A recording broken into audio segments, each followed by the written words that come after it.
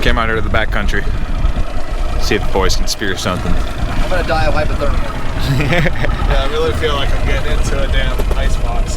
It is substantially colder in the backcountry than it was offshore.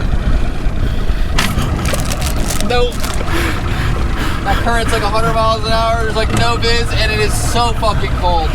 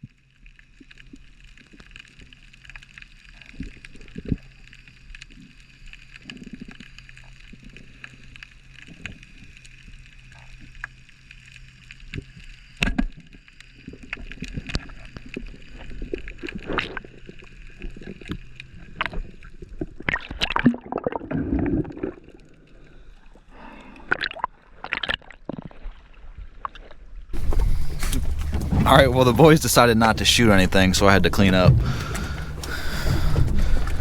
Not too shabby. Dylan's got some coconuts ready over here. Yeah, they're in the cooler. Barely 20 red grouper. Nice sheep, a couple mangs. Not too shabby.